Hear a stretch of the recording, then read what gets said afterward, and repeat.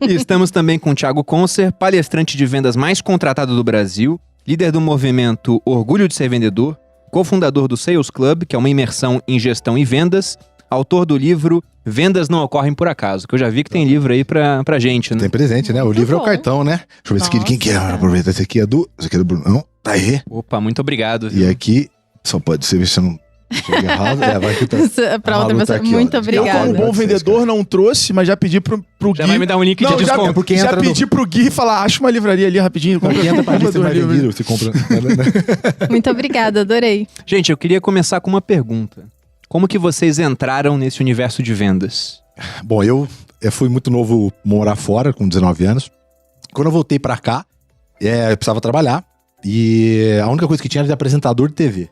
Era no Shop Tour, que era um lugar que você ia, vendia carro na loja, aí você saía numa loja de sofá, aí você saía na loja de suplemento e vender. Então, por exemplo, Gol 95, até impecável, 30 mil quilômetros, pode ligar 30, 45, 50, 10 vezes sem juros, não sei o que, pá. Aí saía e ia vender em outro lugar.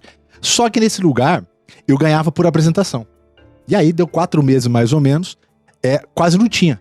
Aí eu fui conversar, Etienne era uma gerente, uma pequenininha, tinha uma figurinha, muito cheia de vontade, mas bem ruim de gestão, mas ela cheia de vontade, foi conversar, falou, Etienne, eu falei, eu preciso ganhar mais dinheiro, eu preciso gravar. Ela falou assim, tá, mas eu tô sem vendedor. Não tem, se só ganha por apresentação, eu preciso de alguém pra vender. Você ganhava pra fazer a apresentação do Apresentação, então eu ia no lugar, então, vender o Gol, depois vendi o sofá, depois vendi várias lojas. E aí, eu falei, não, então você me passa, que eu tenho um monte de amigo meu que é representante de venda, enfim, o pessoal manda bem desse negócio aí, né? Aí ela falou, funciona assim, aqui tá a tabela, você vende daqui 6 meses o pacote de 1 ano. Aí eu falei, tá, mas como funciona? Você vende aqui, né? Aí você ganha o ano inteiro. Ela era tipo da produtora. Ela que vendia essa apresentação. Era do SBT na época. Aí ela pegou e falou assim, eu falei, mas como que faz aqui? Mas se vender 2? Eu falei, não, você ganha os 2 vezes o tempo que... Eu falei, vezes 12, eu faço uma venda e vezes 12. Eu falei, se eu vender mais, eu falei, você vai acumulando. Eu falei, não, então deixa que eu vendo. Porque na época eu achava que era a venda. Era só, eu tinha muito contato no interior de São Paulo, e aí eu fui visitar as lojas de carro dos meus amigos e tal, e fomos vendendo. Então assim eu comecei a trabalhar com venda, mas... Falou, tem dinheiro aí nesse negócio. Que idade você tinha na época, Thiago? Eu tinha 21. 21 anos? Eu tinha acabado de voltar com 20, para 21 anos. Então, eu vi que dava muito mais dinheiro que a outra parte, né? E aí eu comecei a entender, só que eu fiquei 6, 7 anos nessa pegada, 8 anos mais, na pegada na força de vontade, fazer amizade, contato, sair do emprego, aí no outro. Como é 90% de quem trabalha na parte de vendas, né? Aí depois que eu li um livro do César Frazão chamado Show em Vendas, um livro desse tamanho assim, pequenininho, bem feitinho assim. E aí ali eu comecei a entender que vendas tinha um modelo. Eu falei, não, peraí, mas não é só força de vontade e falar legal, né? Ele falou, tem passo, tem técnica, se você perguntar assim e oferecer desse jeito, fecha. E aí eu falei, e aí foi quando eu comecei a entender que vendas era uma ciência, né? Como qualquer uma outra, tinha passo, tinha processo, né? Tinha etapas, tinha estudo por trás. Tinha um método. Tinha um método que se aplicasse começava a funcionar. E aí dali eu comecei a entender um pouquinho e depois eu fui virar gestor, que era eu fui uma das poucas vezes que eu fiz essa transição. Falei, cara, deixa eu ver como que é. Eu larguei do emprego legal que eu tinha para ir numa empresa bem pequenininha para assumir uma equipe de venda. Falei, será que dá para multiplicar com outras? É bem diferente. É bem diferente. Ser gestor é outra parada de ser vendedor. É outra parada. E aí eu falei, cara, deixa eu ver se funciona, se eu consigo multiplicar nos outros. E aí, quando eu fui pra lá, a gente arrebentou. Eu falei, cara, isso aqui tem. Eu falei, deixa eu começar agora a contar para as outras pessoas. Completamente. E o maior erro, o Thiago falou um negócio que é importante a galera que tá ouvindo saber. O maior erro é o empreendedor, a empreendedora que acaba nomeando como gerente comercial o melhor vendedor. Isso é cagado em 90% dos casos. Porque você tira um cara muito competente numa área pra colocar ele em outra área onde talvez não tenha competência. Porque o papel do gestor é fazer os outros serem muito bons. E o melhor vendedor, às vezes, ele é muito bom, mas ele não sabe passar isso. É igual o camisa 10, que é muito bom de meter gol, mas ele não sabe distribuir a bola. Então, o gestor ele tem que ser aquele cara que sabe distribuir a bola. E não o cara que sabe estar na área lá na hora certa só. E aí, quando você inverte as posições, aí, cara, normalmente você perde o teu melhor jogador, que metia os gols ali no escanteio, na bola na área, e tu fica sem o cara servindo o time. E aí a confusão tá feita. E aí é pouco, né, Alfredo? O Alfredo tem contato com também muita empresa grande. É raríssimo as empresas que têm um modelo de desenvolvimento de liderança. Então o que acontece? Ele tira o cara da venda. Onde ele era bom. Só que se você pegar lá as cinco escalas de liderança do Jim Collins, o que acontece? Justamente o vendedor bom, né, e quase sempre o melhor vendedor, quase sempre, ele não é o melhor gestor. Não é. Porque ele tá no nível 1 da liderança, que é a parte onde ele conhece tecnicamente muito bem.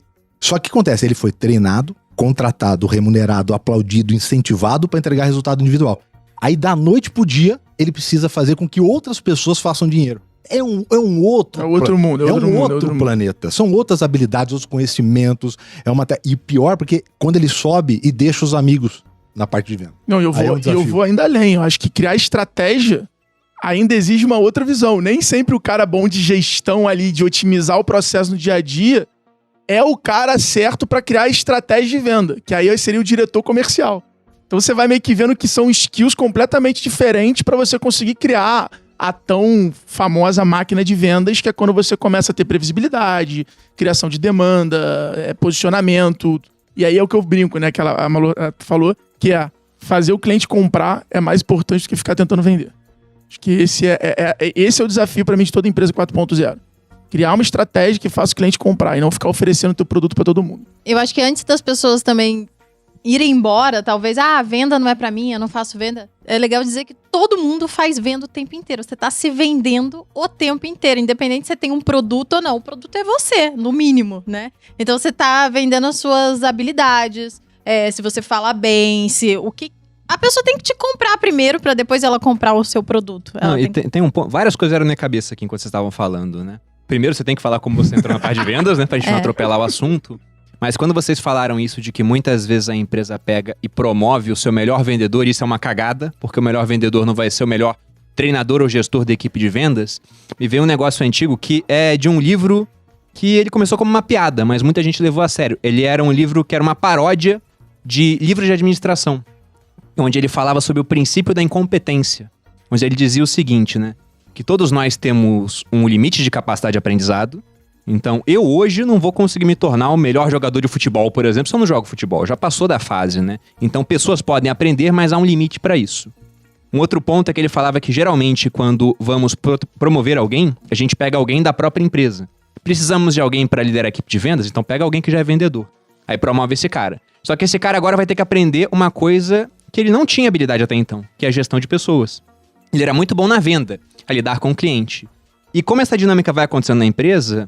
Esse princípio da incompetência falava que no final da carreira todos somos incompetentes. Porque ele fala, você era muito bom nisso, aí te tiram do que você é bom pra te dar uma outra função. Sendo que você tem um limite de aprendizado. Então muitas vezes você não vai aprender a ser tão bom. Então o ideal seria pegar um cara que é bom pra liderar a equipe de vendas e esse melhor vendedor, ele continuar lá vendendo. Eu ouvi isso do Fábio Barbosa. Às vezes, se esse cara tiver essa ambição e ele tá disposto a aprender, tá aberto a isso, pode ser que funcione. Mas normalmente não é o caso. Porque a troca, a remuneração é diferente.